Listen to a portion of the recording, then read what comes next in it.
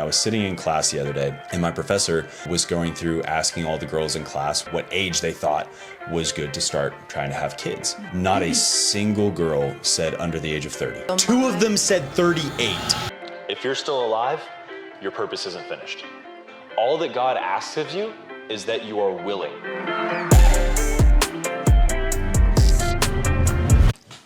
Yo! Welcome to the Night Shift, where we discuss how young Christians can better live out their faith in a world that is not conducive to Christianity. We got a sickly little duck here today. What's up? It's the voice. It's the voice. I was over here last week, and her voice was like this the entire time. And I felt like a terrible brother, but I just couldn't stop laughing at her. You really did the whole time. Yeah. Oh, well. Well, today, we have a really cool topic. We're going to make some people angry. We're going to get a little controversial, because today we're talking about masculinity and femininity. And I know that we've actually kind of been on personal journeys with these two things as individuals for a while now. Past 2 years, I've been kind of discovering what it's like to be a man of God, what rooting your masculinity within the fear of God looks like, basically how a man becomes a man within the Christian worldview and how that's different from a worldly man. And you've been on a bit of a journey with femininity as well. So talk about that for a second. Yeah, so I, for most of my life... It's going to be a long one, guys. It is. For most of my life, have walked in a lot of masculinity. And last year, about this time, I was asked to be a part of a group which was reclaiming your femininity, not to be accused with feminist, but your feminine energy would be another way to describe that. So I kind of started that journey not really knowing what that was going to be or what that was going to look like, but realizing how much I depended on and operated out of my masculinity my whole life. Yeah. And knowing what you know now, obviously you're still on a journey, I'm still on a journey. How would you define femininity in one sentence if you had to? I know that's a big question. One sentence. Okay. Yeah. For a second, I really thought you were going to say one word, and I was like, oh, crap. It would be if you can define one word with another word, that's just a synonym. That's not a definition. I was like, oh my gosh, okay, let me think. One sentence. It would just be, why you ask hard questions? What other kind of questions am I going to ask? This is the Night Shift. This is what we do. Man.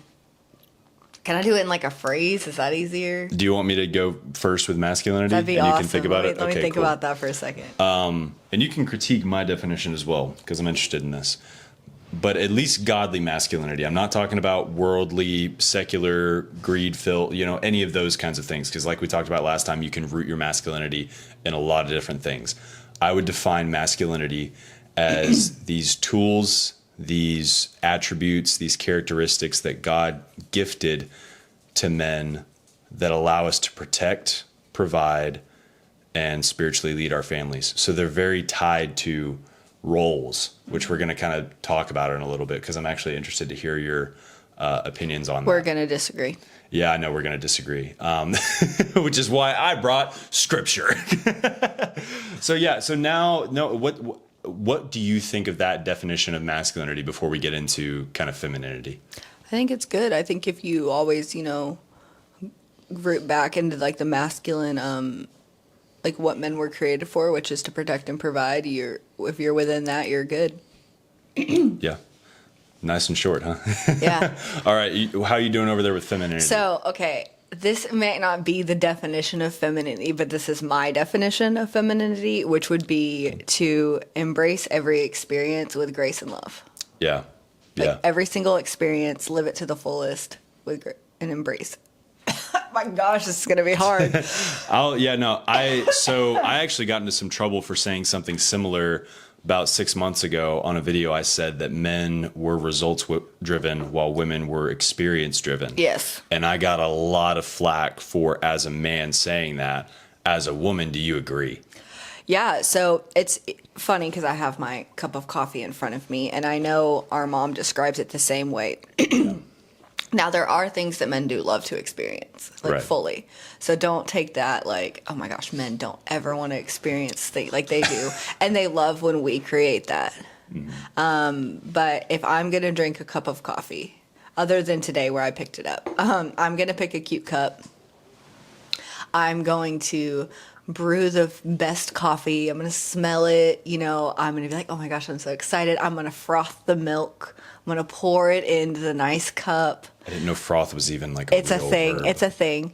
And I'm going to sit and I'm going to enjoy every sip of that cup of coffee. My husband is going to take it black. He might put some cream in it. He does like creamer. He's going to throw some creamer in to probably a cup that looks a lot like this so he doesn't have to do a dish later. And he's going to scull it. And it drives me crazy because I'm like, enjoy your coffee. And he's like, I did. Yeah, no, if it were an I option, did. we would just inject the caffeine straight into our veins. Yeah, well, That's and all we would. he says it all the time. Like, if it weren't for me, he'd have one bowl, one plate, one spoon, one fork, one knife, Exactly. and that's it. And Yep. one pan. But no, I create, and men love the experience that women create. So that's where I Right. think it's probably, I don't know if you went into that or not. If a woman creates an experience or someone creates an experience for a man, they will absolutely enjoy it. They will love every minute of it. But we're designed to create those experiences where men are designed to enjoy them. So that's what I would say the difference is. Yeah, and I do agree that women have this amazing intuition to create an environment. A man can build a house, but he can't build a home on his own. And here's the thing, all of these things that we accumulate as men, that we create, that we build, that we buy, none of it is for us. Everything directly or indirectly that men create is for women. It's either to help women or to help us get the attention of women. Those are the only two reasons that we make or do anything. So this whole idea, and I'm going to get a little bit off track here, but we'll get back on. But this whole sort of nihilistic approach to manhood that focuses on purely accumulating things for yourself and putting yourself first, and treating women almost as collector's items rather than, a lifelong partner and spouse. It totally neglects the purpose for which you do everything. If you do anything for yourself, it loses that innate intrinsic value that it would have had if you would do it for someone else, especially a woman that has the ability to take what you give her and multiply it. That's part of the feminine, is multiplication, right? And we could get into numerous examples of why that's true. But yeah, men don't do anything simply for man's sake. And if they do, then that's a pretty futile purpose that doesn't bring a whole lot of fulfillment, and it doesn't create an experience for you to enjoy. So I agree with that as far as femininity goes. I'm so glad you agree with me. We're off to a good start. Yeah, no, it's not going to last very long. So that's a good starting note there. Yep, there we go.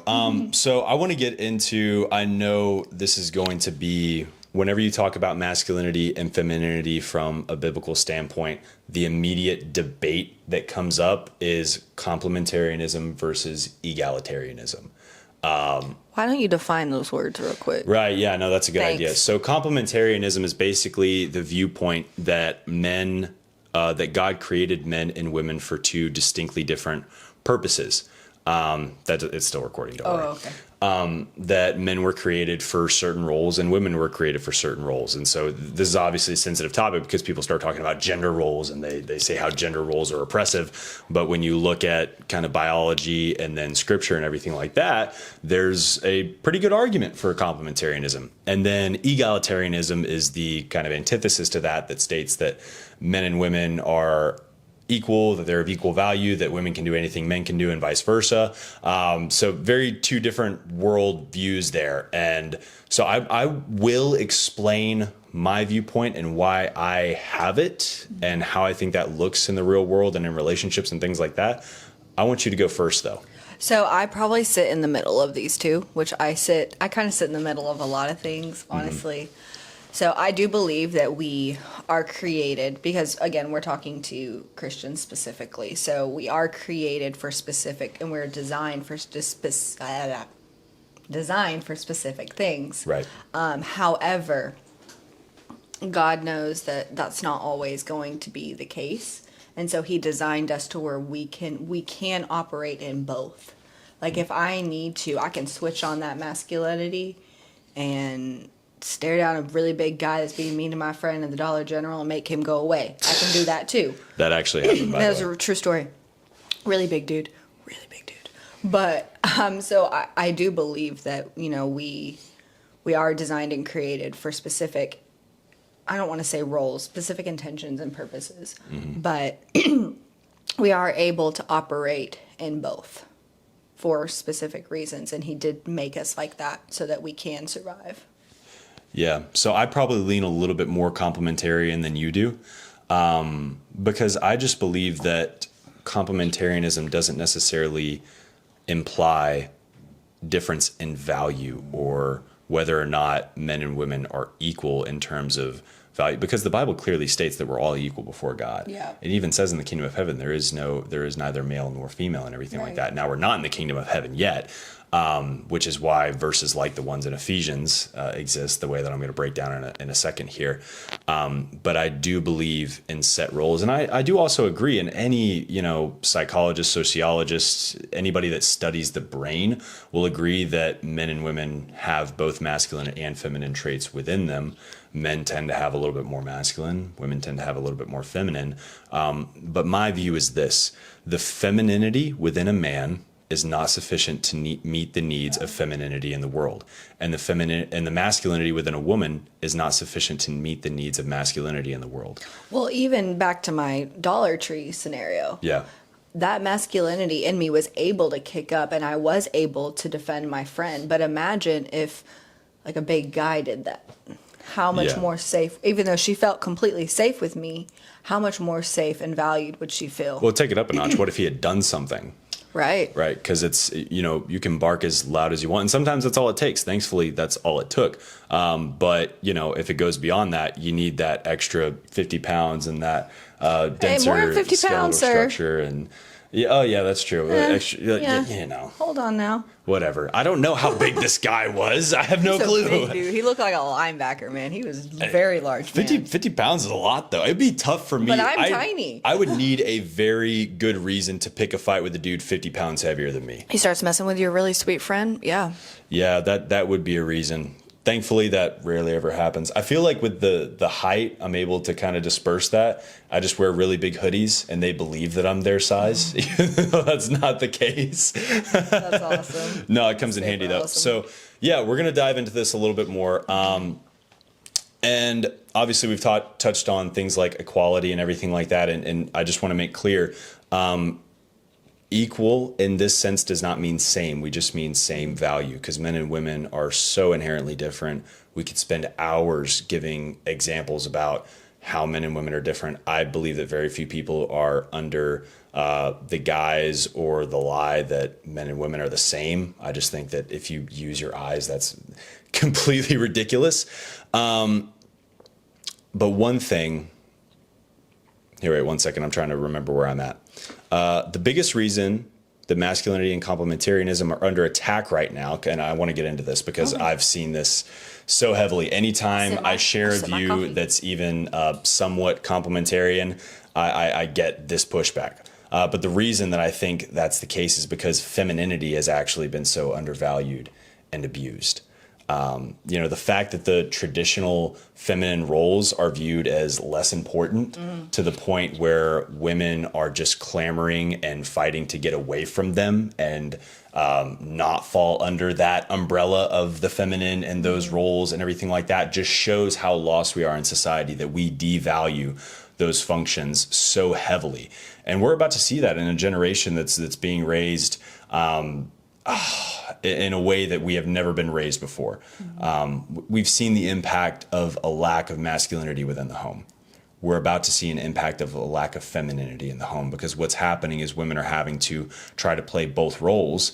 And when you try to play in the masculine and in the feminine simultaneously, you don't get the benefits of either. You don't get the benefits of either when you try to operate within masculinity and femininity at the same time. So just talk about that for a second. Talk about the weird role that women are being expected to fill right now, and maybe how we can fix that. Yeah, so it's funny. Even, like, for instance, with my husband, he works nights. So he gets home in the morning, and I do my best to always have breakfast made. And that it seems silly, but like I've been ridiculed for that. Like, why are you making your man breakfast every day? Because it's honoring to him, and it's something he enjoys, and it's not that hard. It's not like I have to incredibly go out of my way to do it. Yeah, it's but not backbreaking ridiculed. work. Yeah, like I'm Yeah. making some eggs, but that alone is ridiculed. Yeah. And I feel a lot of the times I feel like, well, he works all night, and like I just want to give. Like I feel like I catch myself defending why I'm doing what I'm doing. Yeah. When I shouldn't have to do that at all. Yeah. Like if I choose to make my husband breakfast, awesome. There are days that I can't, and I have to get to work, and I'm up at 6 a.m. and he wants to sleep till 8. Okay, well, sorry, bud. I'm It gonna is go what to it work. is at that point. Yeah. And there are times where I work a full-time job, and I do believe that women operating in femininity can work, and they can work full-time.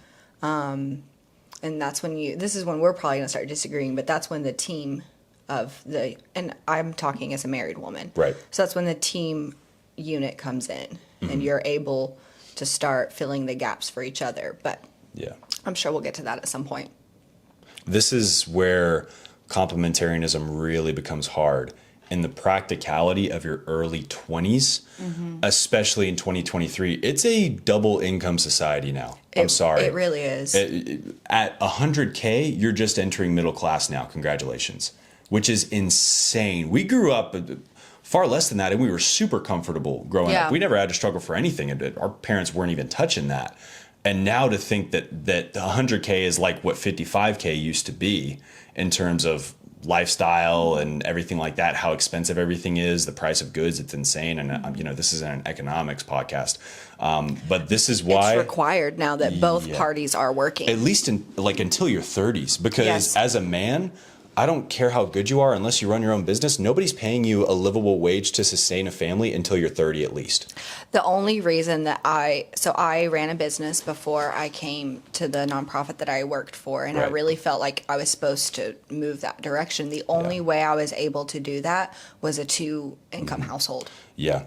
And here's the thing. This is why if you want to, as a man, lead a Christ-filled home, this doesn't mean that your wife can't work. But I mean, when I get married, I don't want my wife working more than 40 hours a week. I feel like at that point, there is something that I can do to at least get that down to 20 or something like that. Because this is why financial literacy is so important as a Christian, especially while you're young, especially in 2023, especially when the age of people getting married is going up and up and up. I mean, I've got a story that I'll tell you in a second here about that. But if you want to lead and provide for a family and not fall into a very egalitarian routine, because you might not even have an egalitarian view of things, but if you fall into that routine, there's going to start some conflicts are going to begin boiling and rising up and everything like that. And as we already kind of talked about, if you're a woman, you're probably going to have to work until you're 30 at least anyway. That's just the reality of things. And also because of the fact that women are getting married so much later, they have to fend for themselves until age 26, age 27. It's not an option. Yeah. You have to be independent now in your 20s, which, whether or not that's good or bad for society, we'll find out. I've got my opinion.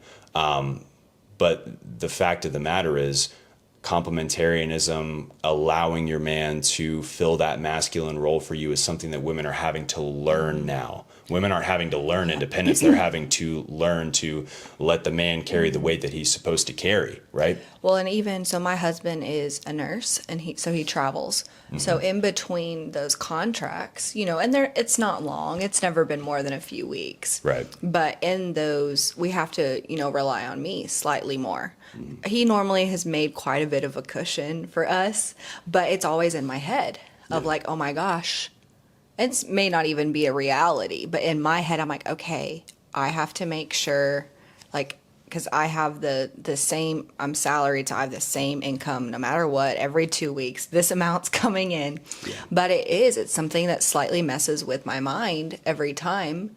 And I know it's coming, and I know we have the cushion, but I'm still like, wait a sec, but what if? But what if? But what if? Exactly. But trusting him and allowing him to continue to be the husband in our relationship, and not like honoring what he does, and honoring the fact that he was even able to create that cushion, so that maybe in that gap, if there is one, sometimes there's not, that he's already provided and taken care of that, regardless of what my mind's telling me, because I was independent for so long. Yeah. And that's such a valuable lesson, that the earlier you learn that, the better, because It's difficult later. what a lot of women fall into in that is they take care of themselves, say until age 24, right, which is a little bit conservative, but say she gets married a little bit younger than the average now.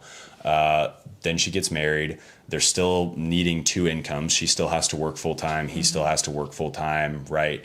And they're trying to get two cars, and then they're trying to move from the apartment to the house, and they're trying to level up in all of these things. And next thing you know, before they even think about having kids, they're 33, 34, 35. And now guess what? You want to have a kid. Well, your income's going to be cut in half and your expenses are going to be doubled. And so there's this whole, it almost seems like young life is set up To hustle. well, yeah, to hustle, but also to disregard children. Yes. It's so, and this is something that really frightened me. Yeah, I need two microphones for this announcement. Listen, hey, if this is bringing value to you, if you're relating to this, go ahead and hit subscribe, hit the notification bell, do all the things that everybody tells you to do all the time, literally always. It really helps the channel out, and let's be honest, this is a message that more young people need to hear. So go for it. All right, back to what you came for. This absolutely terrified me. I was sitting in class the other day, and my professor was going through asking all the girls in class what age they thought was good to start trying to have kids. Not a single girl said under the age of 30. Okay, so Two of them said 38. So I'm 26 now. I truly thought by now I'd have a child, but Yeah. obviously life was different, and I got married at 26. But yeah, I truly thought my whole life that my mom had me at 22. Yeah. So that just kind of shows you, and she had you at 26. So I looked at you and was like, okay, she's still like a young enough mom that it's okay. But I start thinking of complications when it comes to 30. Yeah. So I don't know if it's a different mindset between our generations or not. And I'm sorry, if you think that you're going to start having kids at 38 and it's going to go completely smoothly and blissfully, you're painfully mistaken. And I am not at all familiar with female biology the way that you are probably, but I know that that's a stretch. It adds complications. It's very doable. I've watched it. My childhood friend, like her mom had her last baby at like 42. I remember that. And that was incredible. It was amazing, but there were complications that came with that. Right. This is why population collapse is coming. We don't need to get into that, but guys, it's scary. Do not let your college professor tell you that the world is getting overpopulated and try to guilt you into not having kids. Oh, I want like 4. I sat in another college classroom and witnessed a professor basically telling women like, hey, if you love this planet, if you love the green trees, you better not have more than one kid. I said, what? They'll be so lonely. Population collapse has basically already happened. Yeah. The only countries that are really outputting a heavy level of new offspring are third world countries where the life expectancy is like 30 years old. So they have to have a bunch of kids in order to not die out, right? Yeah. So anyways, moving aside from that. We can get sidetracked very easily. That is truly a lethal cycle though of working to create that sense of financial security that really you never arrive at, because more money, more problems, more money, more expenses. That's just human nature. I'll say, I mean, I feel like it doesn't matter how much we make. Like me and my husband could still be where we were 4 years ago. Yeah. And be like, wait a second, why are we right back where we were? Yep. Because ish hits the fan. Yeah. And you're like, oh. Yeah. And I think any millionaire will tell you, past a certain amount that you make, your lifestyle doesn't really change much. No. My life, I think, funny story, the only thing that's probably changed is we have the ability to travel. That's the only thing that has changed. Practically combining your incomes and everything like that. We can travel. Yeah. Which is really cool. Yeah, but I mean, our day-to-day life doesn't. Like I broke my nail in a training the other day, but normally my nails are still done. Right. Regardless of if it was a single if I was single or not, I've always had my nails done. Being a hairstylist is just kind of like ingrained in your head to look a certain way. I do a few times a year get massages still.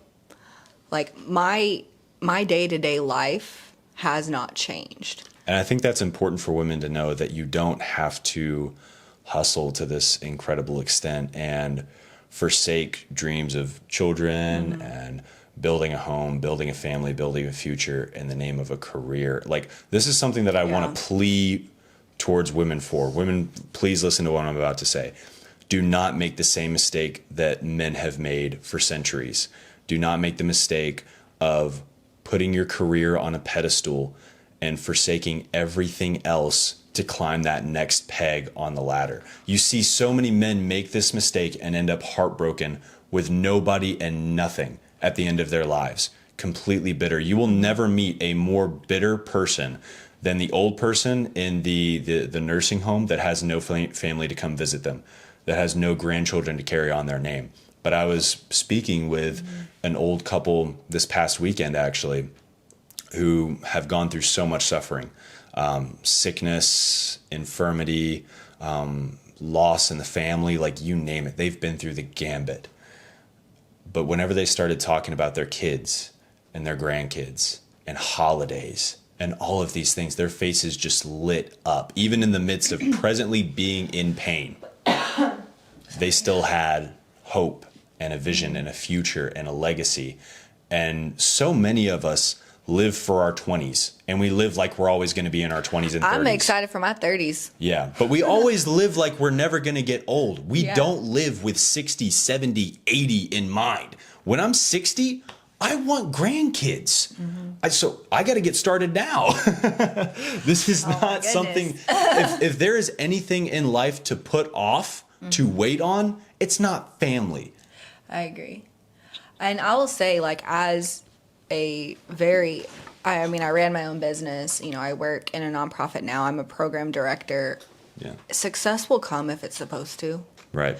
I did not have to. I did have to work my butt off. I've always been put in leadership positions because that is where God designed me to be. Yeah. I've never had to. I've had to forgo some things. You know, I've had to. You know, if we have a girl in the safe house and we're out at dinner and everyone's drinking and, you know, I'm on call. I don't participate. And I'm like, I'm sorry guys, I might have one, but not tonight. Y'all have fun. Like I gotta be ready to jet at any moment. So there are things that I do have to give up. Right. But overall I have never, ever put aside, and I don't have kids, but I've never put aside my family for a career. Yeah. You know, I'll drop everything and be there for my family. And I've still managed massive amounts of success in my careers. Yeah. What we're seeing is a complete lapse of priorities. And when you misprioritize things, you could still do them to the best of your ability with the slots that they're in, but none of them are going to work if they're not in the right order. And it's truly priorities and time management. And I'm sure we can get into a whole podcast just purely about that, and I would love it. 100%. I would love it. So let's put that on I'm going to write that down right now. Okay, go for it. I want to say like a key statement. This is like a thesis statement that I want all the women watching this to take away from this, because they have either had really bad experiences with men that rooted their masculinity in very selfish places. They've been hurt by what they believe to be masculinity. What I want you to know is this: masculinity, as God created it, was made so that the feminine could flourish. And when you see people degrading and beating down and demonizing masculinity, what you're really seeing is a loss of value for the feminine. I mean, men used to, what was the first thing that they did when there was an attacker at the gates? They hid the women and children, because they knew that these cities, these walls, all of these things that we've built for ourselves, it doesn't matter without the women there. The women are what the feminine. When the Titanic went down, exactly. Who got on the boats? What we do is women. we build an environment and an infrastructure and a place where the feminine can flourish. And none of that infrastructure or anything means anything without the feminine presence there.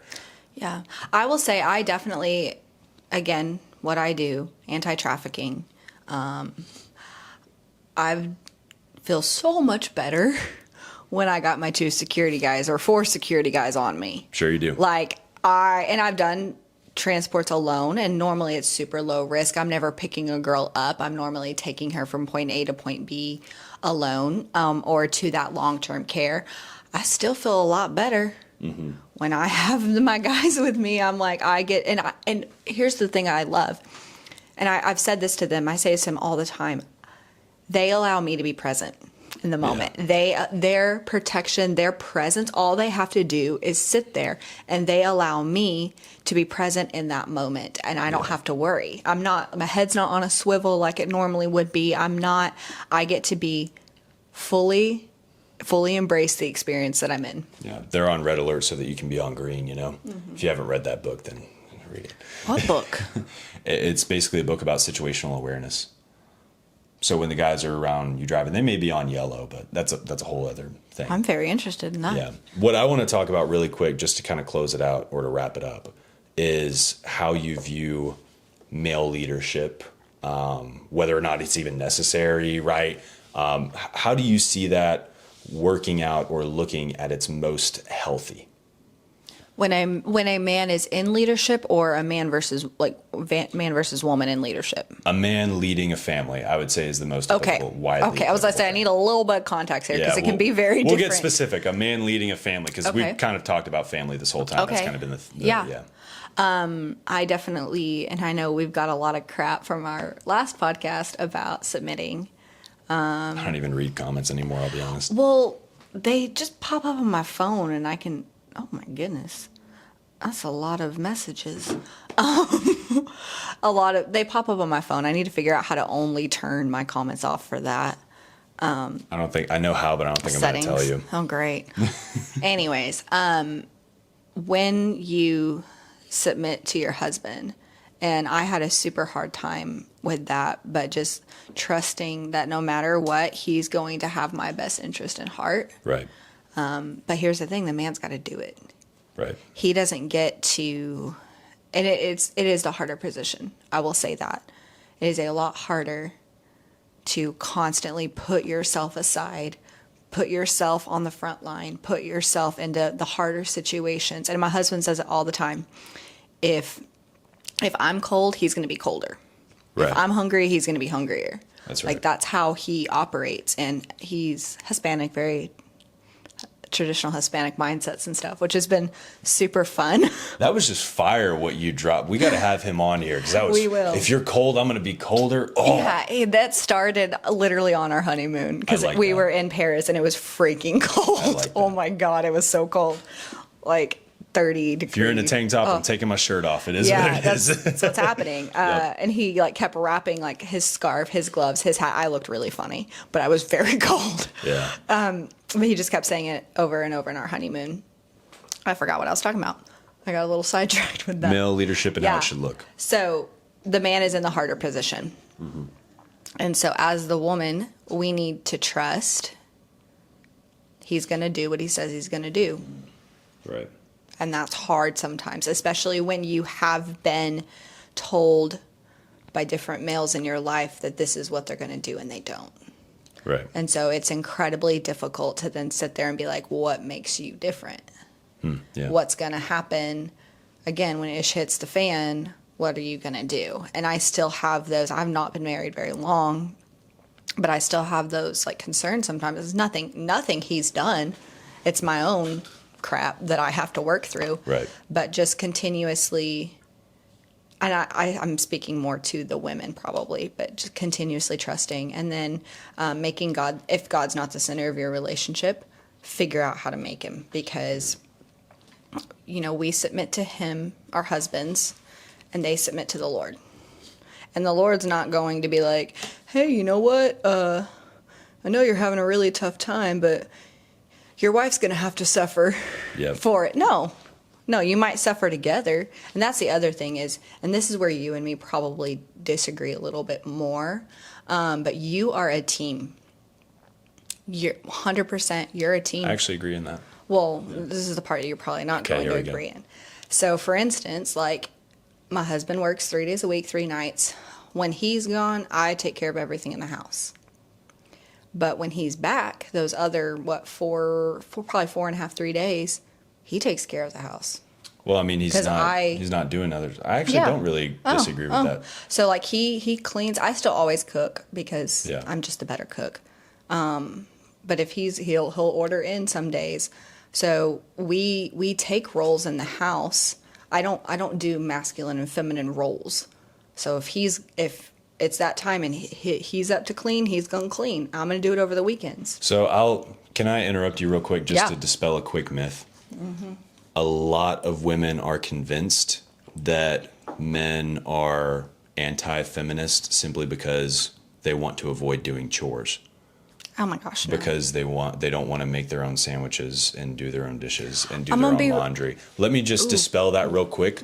We could care less. Most of us have been doing all that stuff ourselves since like we were 13 if our moms did a good job raising us. Like we don't care about that stuff. And when you talk about roles within the home, I wouldn't necessarily classify unless it's like a dangerous role versus a kind of non-dangerous chore, like clipping the trees or cleaning the gutters or something like that. Though. Yeah, okay. Well, I would probably put that under like a masculine role. But as far as like chores in the house, I wouldn't put that under gender roles. I think it's a little bit more nuanced than that. A lot of people do, though. They're like, oh, well, it's the woman's job to keep the house. I'm like, bro, I'm working 9 to 5 every day. Yeah. That's not, like, I need help. Yeah. No, I wouldn't necessarily agree with them either. Yeah. I think that I like what you said about being a team. And that's one thing in that, though, financial, too. And that's where you disagree with me. So here's the thing. I don't believe that the team is completely 50-50, ever. That's what I don't believe. And here's my opinion. It flip-flops. Sometimes it depends. Maybe the man will take more, maybe the woman. Well, okay, so I'm going to explain to you why I think that the burden ultimately falls on the man always, regardless. Whether or not it's your job to perform something or not, if something goes wrong, it's on him. Let me explain why. I'm going to get into kind of how I view male leadership and everything right there. Oh, see, he comes prepared.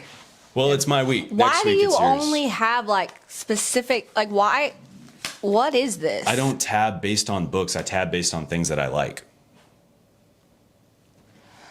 Okay. That frustrates me for some So reason. this is the infamous passage in Ephesians, right? This describes male leadership to me pretty perfectly. We're going to start in Ephesians 5, verse 23. For the husband is the head of the wife, as Christ is the head of the church, his body, of which he is the Savior. So now, when I hear head, what does the head do? To me, the head determines direction. Well, it's the site, it's the planning, it's all of that. Let me finish. Okay. Right? So I was snowboarding a couple weekends ago in New Mexico. My buddy was instructing me because I wasn't going to pay for those expensive lessons for no reason. That's just stupid. And he said, basically, whichever way your head turns is the way that you're going to move. So when I hear head, I think, okay, this determines the direction. And so when I look at the working teamwork relationship between a man and a woman leading a family, I view it as the woman is riding shotgun, but the man has to be the one with his hands on the wheel. He has to be the one determining direction, because if you have two different hands on the wheel, it's going everywhere. It's not gonna work well. And so the hardest part in that being shotgun is, one, you get to use your wisdom. You have more capacity to see things, so you can inform him. You can give him some foresight into things that he might not be seeing because he's got his hands on the wheel. He has more attention taken up, which I think is something that women do incredibly well. They're very good at pointing out, like, hey, this might be a problem in the future. This person might not be somebody that you want to hang out with, and things like that. So I think that that's an incredible role that women fulfill that we don't give them enough credit for.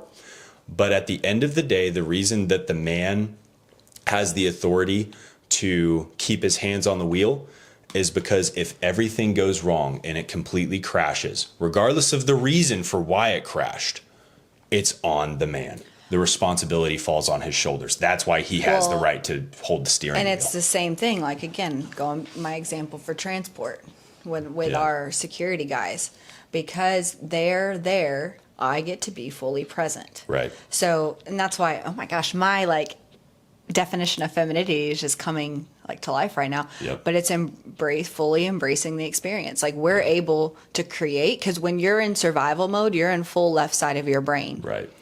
And your creativity is in your right side. Your healing and creating is in the right side of your brain. Your survival mode, analytical, everything over there is on your left. So when the man is operating and how he's supposed to do, we get to jump into that right side. We get to create experiences.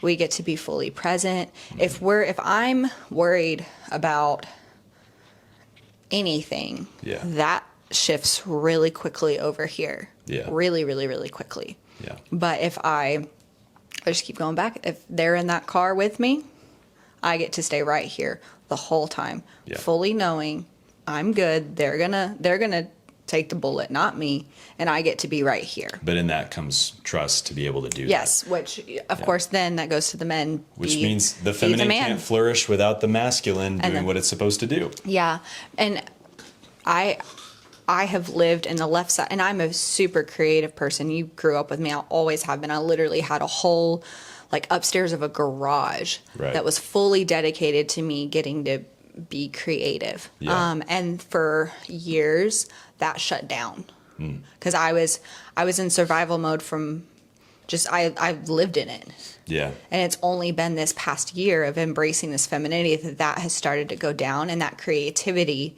But because, and the cool side though, because Jesus is amazing, because I had to operate in my left brain so much, I now have creative strategies. Right. Like the creativity and the left side, it's all coming together, and I have this beautiful picture, and that's just how amazing God is, and how he can, even the things that we can look at and be like, oh, that sucked, living in survival mode for God knows how long. He's like, hey, well, now I'm going to give you the creative strategies. Right. But it's crazy. But I have to be safe. That masculinity paved the way for that, though, and how much less of yourself you'd even have to be in tune with if you were having to operate within that. Which is how I think, like, when I think roles, that's what I think of. I don't think of a list of chores for women and a list of chores for men. I think of it's DNA. It's wired into me. So I operate out of my nature and what I'm wired to do.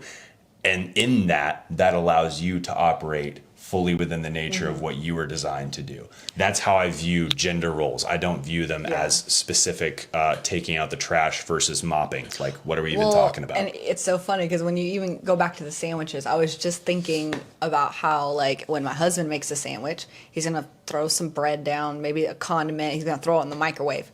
I'm grilling that. Yeah. Like, I'm going to warm the meat up. I'm going to, like, of course you want me to do it. I do it. Olive oil in it. I do. Like, shut out the olive oil. We won't get into that. We can move on. But it's men want us. It's not that he can't make a sandwich. He can. Yeah. He's fully capable, but it's the experience that the feminine brings. And the fact that it was from, you as his wife, I think that also adds a level of something to it. Because, Anyways, moving on. We got to move on to I can get into the nitty-gritty details to of all verse of this. 24. So now as the church submits to Christ, so also wives should submit to their husbands. We talked about that a little bit last week. But in this is the caveat, right? With submission, the amount of submission that you receive has to be proportionate to the amount of humility and selfless service that you show. Because again, how could you, I think the biggest reason that you're able to trust your husband to operate within that masculine leadership role is because of his humble heart and how he serves you and how he does things in your best interest. Correct me if I'm wrong. That's what makes you trust him, right?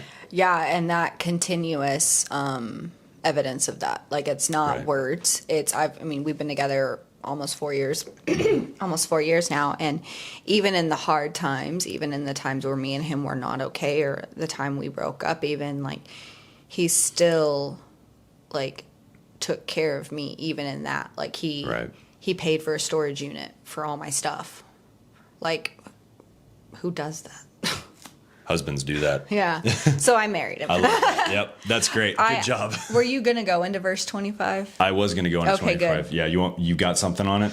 Well, okay. I'm in a different translation than you, but I like the way it says this. And it says, and to the husbands, you are demonstrating love for your wives with the same tender devotion that Christ demonstrated it to us, his bride. Yeah. I like that because like this version keeps saying instead of submission it says devotion. Yeah. And I find that kind of interesting too. Yeah. That those words are interchangeable. Yeah. So this is a point that I wanted to make on verse 25. That kind of proves what we were talking about the proportion of selfless service. Right. Your level of devotion to your wife has to be proportionate to her level of submission to you. Mm-hmm. Those two things, you're not going to get a wife to submit to a man who's not devoted to her in her best interest. If a man is serving himself selfishly, why would you submit to that? You're basically allowing yourself to sit in a car that's going off a cliff. You're not going to do that. That's just foolish. It's abusive at that point. Right, yeah. So the thing that I love about this verse is that it points out a lie that people have believed, that the Bible is easy on men and hard on women, or that the Bible is intrinsically misogynistic. Listen, my Bible may tell my wife that she has to submit to my decisions, but it tells me that I have to basically act as Christ acted towards her and be ready to give up my life for her and also live for her. Christ lived his life building the church, laying the groundwork for that, something that he, while he was living, didn't get to see come into fruition. Obviously, he saw the whole thing. He's still alive, right? But beyond that, the Bible is not easy on men. My Bible says that if I don't provide for my entire family, I'm worse than an unbeliever. Mm-hmm. In 2023, and as a guy in his young 20s in a dual income household, that's a little bit disheartening to hear. Mm-hmm. It's like, man, that's a high standard to be able to care for an entire family. And if I am incapable of doing that, I'm worse than an unbeliever. Like, that's harsh. That's harsh. So I don't think that we should be complaining about these different expectations that the Bible puts on us, because at the end of the day, they're what lead to the ultimate fulfillment that we can experience within marriage. And I think that this is just most applicable in the family. If the family can operate in a healthy way, our churches are going to operate in a healthy way, because a church is a family of families, right? It's only as healthy as your most unhealthy family in the church. So if we can get it right within the family, we've got it. And then can I just quickly talk about operating in your... Okay. So another thing that we as women have a really hard time with is operating in femininity in the workplace, especially when you work with men. Yeah. And I know we've been talking about families so much, but this is like such a key part as women. We feel like we have to be a man in the workplace. And I came into my current role with that mindset. I said, okay, I work with a majority men, so they're going to live 50-pound bags of rice. I'm going to live 2 50-pound bags of rice, which is a majority of my body weight, by the way. Wasn't there an injury involved? There was. I physically got hurt doing that. Yeah. Because, I can lift 100 pounds, but I should not continuously do that. Right. It hurts me. But that's the mindset that I came in, and it was very off-putting, and it was very difficult for me to get things done because they didn't want to help me. They loved me. Yeah. All the guys loved me, but they didn't want to help me because guess what? You don't feel that way about your boys. Right. You're like, he got it. He'll figure it out. Exactly. If he really needs help, I'll help. But otherwise, he's got it. Yeah. Because when a woman acts and operates in masculinity, men have to respond to that. Yeah. And they can either respond to it in, or they can respond to, all right, then you're one of the boys. We're going to treat you like it. Yeah. And it was a hard shift. And I don't know if I can cuss on here, but I'm going to, if you can bleep me out. I'll bleep you. I was looked at as I already know what you're going to say. Kind of a bitch. Yeah. Honestly. Yeah. And it's not in but okay, the boss ass bitch attitude. That's what I operated in. Kayla, I got to bleep. So this is all editing that I got to do. It's true though, but it's that mindset. That just cost me 20 minutes. Come on. It's that mindset. It really is. And then trying to come out of that and operate in a feminine, now, I'm actually able to be more productive. Because when I call one of my teammates, hey, can you please get this for me? it's done. Yeah. And what would have taken a day is done in an hour. Yeah. Because I treat them like men. I allow them to be who they are. So the respect level for me has actually gone up. Yeah. And like, I can't even explain how much it's gone up. And I'm able to get things done so much faster. So don't think that operating in your femininity is going to result in less productivity. It's actually going to result in more. Yep. I love that. I think if I could sum up the conversation we were just able to have, which I think we didn't really disagree much on anything. I'm very surprised. Yeah, I'm really surprised too. But I'm glad. I just want to sum up with this one last thing that kind of came to my mind that I think could help a lot of people, both men and women alike. And I don't think that this always applies, obviously.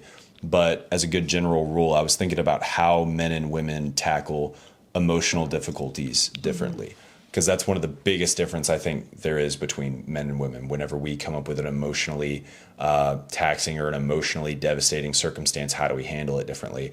I see those circumstances of emotions as waves, right? That's really what it feels like. And there's a few different approaches.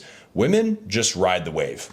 Like, wherever this takes me, that's where we're going to go. And I'm going to process through this. And wherever I end up, cool, I'm going from there, from that point out. Yes. Like, you're surfing on that thing. You're just riding it wherever it takes you. Men, there's a couple different approaches. A lot of the approaches that I see men taking right now is they'll either try to ride the wave as well, which is not good, because if you're not going to be the pillar in the sand, then nobody is. The other approach that I see is men stuffing emotions down.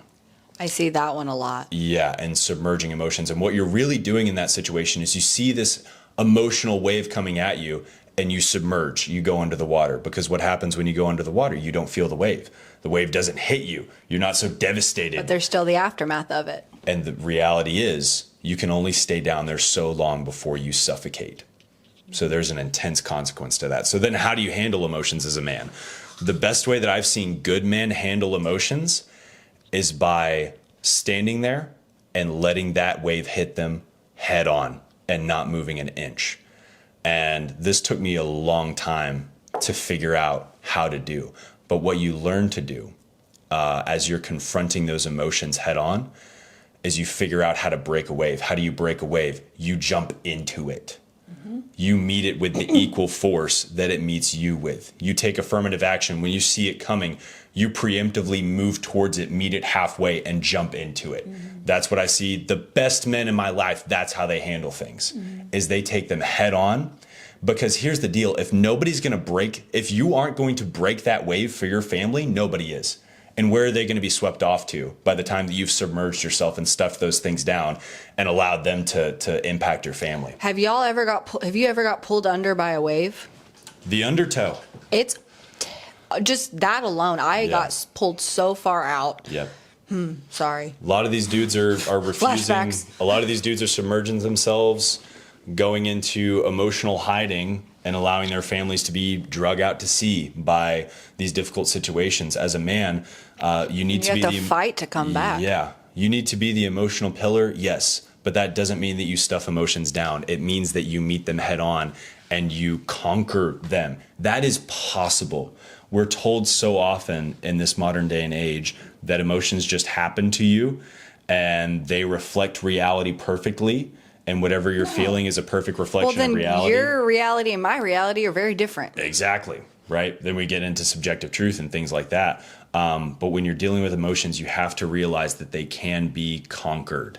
You can become stronger than whatever it is that is opposing you in terms of the emotional weight and turmoil and suffering exists. I get it. But you can become stronger than it. You know what you can use to become stronger? This right here.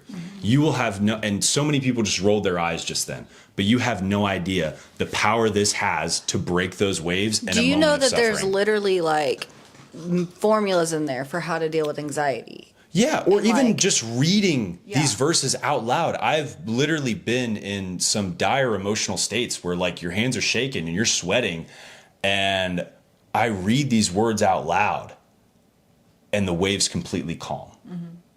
I've never seen anything like it, and I can't explain how it works, But I'm telling you, as a man, if you don't know how to use this to break those waves and prevent your family from being drug out to sea, you're going to have a really hard time leading a household. There's an incredible book that I just started, so I haven't got all the way through it because I literally just started, but it's called Prayers That Shake Heaven and Earth. Yeah. Phenomenal. Like the little bit that I've been able to like take in have been amazing. I've heard about that book before. I have. Yeah, that's cool. I might have to read it. I'll let you borrow it when I'm done. Yeah, so that was just a little rant that I wanted to finish out my piece on. Anything else you want to say about this? I just say, like, be different. Like, you know, we're in a society that everyone wants to be unique and everyone wants to be different and everyone wants to have something that stands out. Try this. This is very novel and different these days. Try it. See how you feel. I freaking love, we're clipping that. That's good. Oh, man. All right. Well, we're about to clock out here. Thank you so much for joining us. We'll see you next time. What are we talking about next time? Oh, I didn't even know what we were talking about today. Don't ask me that. You haven't looked at the spreadsheet. I can't find the spreadsheet. Y'all have a great day. We're clocking out. We'll see you.